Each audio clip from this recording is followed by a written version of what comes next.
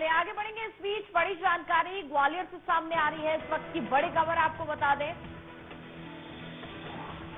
तो ग्वालियर में मॉनसून मेहरबान नजर आ रहा है। बड़ी जानकारी आप तक पहुंचा रहे हैं। आज फिर तिगरा डैम के गेट खोले जाएंगे।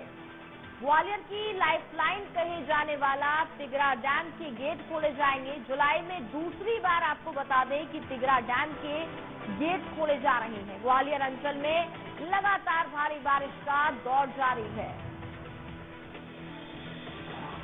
तो ग्वालियर चंबल संभाग में लगातार पिछले कई दिनों से भारी बारिश का दौर देखा जा रहा है। आज फिर से बताया जा रहा है कि तिगरा डैम के गेट खोले जाएंगे। ग्वालियर की लाइफलाइन कहे जाने वाले तिगरा डैम के जुलाई के महीने में दूसरी बार ही आपको बता दें गेट खोले जा रहे हैं।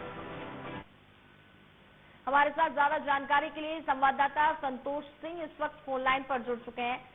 संतोष, अगर हम ग्वालियर चंबल संभाग की बात करें तो लगातार पिछले कई दिनों से भारी बारिश का दौर देखा जा रहा है और ऐसे में जुलाई के महीने में दूसरी बार अब तिगरा डैम के गेट भी खोले जा रहे हैं। तो बिल्कुल आपका कहना सही है कि ग्वालियर अंचल में जिस तरह से लगातार मानसून मेहरबान हुआ है और लगातार बारिश हो रही है, जिसके चलते अपर कैकेटो बांध है, पार्वती नदी है और पैसारी डैम है, हरची डैम है, ये लगातार लबालब हो रहा है। इसके बाद जो कैचमेंट का जो पानी है वो लगातार तिगरा के डैम में आता जा रहा है और जिसके चलते ये मान के चलिए कि तीसरे दिन आज 2 दिन पहले तिगरा डैम के गेट रात में 3 गेट खोले गए थे। उसके बाद देर रात 1 बजे फिर दो गेट खोले गए, यानी कि 5 गेट खोले गए। तो जो एक्सेस पानी था उसको बाहर छोड़ा गया था। आज फिर जल संसाधन विभाग ने सूचना दी है कि 3 बजे के आसपास फिर से गेट खोले जाएंगे, क्योंकि तिगरा का जो वाटर लेवल है वो अपने स्तर को पार कर गया है। अगर बात की जाए तो तिगरा डैम की जो क्षमता है वो 740 फीट की क्षमता है और इस वक्त जो पानी है तिगरा डैम में 738.35 फीट यहाँ पे पानी पहुंच चुका है। और ऐसी स्थिति में कभी भी, यानी कि 3 बजे का समय दिया है, जो एक्स्ट्रा पानी है वाटर लेवल तिगरा का मेंटेन करते हुए जो एक्स्ट्रा पानी है उसको छोड़ा जाएगा। इसके लिए जो प्रभावित गांव है ग्वालियर और मुरैना, चूंकि ये पानी टांग नदी में छोड़ा जाएगा, इसके चलते जो प्रभावित होने वाले क्षेत्र है वहां पर जल संसाधन विभाग द्वारा और पुलिस द्वारा सूचना भेज दी गई है कि कृपया नदी नाले और जो तालाब है खासकर रपट है उनसे दूर रहा जाए। जी बिल्कुल। फिलहाल अभी अगर बात करें तो ग्वालियर में कितना टेम्परेचर देखा जा रहा है और फिलहाल मौसम कैसा बना हुआ है? देखिए, मौसम की बात की जाए तो लगातार बारिश जरूर हो रही है, लेकिन उमस भरा मौसम बना हुआ है। दरअसल यहाँ पे ग्वालियर की अगर बात की जाए तो यहाँ सर्दी के समय ज्यादा सर्दी पड़ती है और गर्मी के समय ज्यादा गर्मी पड़ती है।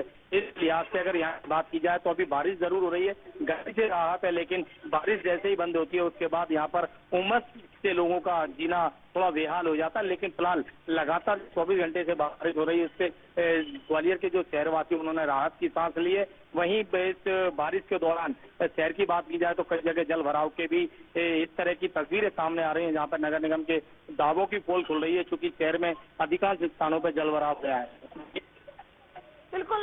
वहीं जिस तरीके से भारी बारिश का दौर पिछले कई दिनों से ग्वालियर चंबल संभाग में देखा जा रहा है, ऐसे में जल भराव की स्थिति से निपटने के लिए संतोष क्या व्यवस्थाएं हम देख पा रहे हैं? क्योंकि जो तस्वीरें पिछले कुछ दिनों से सामने आ रही थी उसमें साफ तौर पर देखा जा रहा था कि लोगों को किस कदर भारी परेशानियों का सामना करना पड़ रहा है। देखिए, ग्वालियर की बात की जाए तो ग्वालियर में नगर निगम हर साल बारिश की मानसूनी सीजन में जिस तरह से जल भराव होता है, नदी नाले उफान में आते हैं, उसको निपटने के लिए एक बजट निर्धारित करती है और उस बजट का बात की जाए तो यहाँ पे पालन होता हुआ नहीं दिख रहा है। ये कह सकते हैं कि वो बजट सिर्फ कागजों में ही खत्म हो जाता है, लेकिन जमीनी हकीकत पे वो बजट नहीं आ पाता। अगर बात की जाए अभी हाल ही के दिनों में ग्वालियर की सड़कों का मामला प्रदेश भर में तूल पकड़ चुका है, क्योंकि यहाँ पे लगातार जो नई निर्माणाधीन सड़कें थी वो 15 दिन के अंदर 8 बार जमीन के अंदर दस्तक गई हैं और अधिकांश सड़कें ऐसी हैं ग्वालियर की जो निकलना और उन पर अपने वाहन चलाना कहीं ना कहीं जोखिम भरा हुआ है। दिन एक्सीडेंट के कारण भी यही सड़कें बन रही है। तो ऐसी स्थिति में नगर निगम के जो दावे हैं, मेंटेनेंस की बात की जाए या जल भराव और या निकासी की बात की जाए, ड्रेनेज सिस्टम की बात की जाए, तो यहाँ पूरी तरह से ड्रेनेज जो सिस्टम है फैल बना हुआ है, जिसके चलते जो शहरवासी उनको काफी परेशानी का सामना करना पड़ रहा है। लेकिन जिम्मेदार अधिकारी हैं वो हर बार की तरह इस बार भी अगली बार इस मेंटेनेंस की बात करेंगे और जो ड्रेनेज सिस्टम है इसको दुरुस्त करने के लिए बात करेंगे, फाइल बनाएंगे, नया बजट बनाएंगे, डीपीआर तैयार करेंगे। लेकिन फिर वो ये स्थिति बनी। तो कई सालों से ये स्थिति ग्वालियर में बनी हुई है। जी चलिए, बहुत बहुत धन्यवाद संतोष आपका तमाम जानकारी हम तक पहुंचाने के लिए।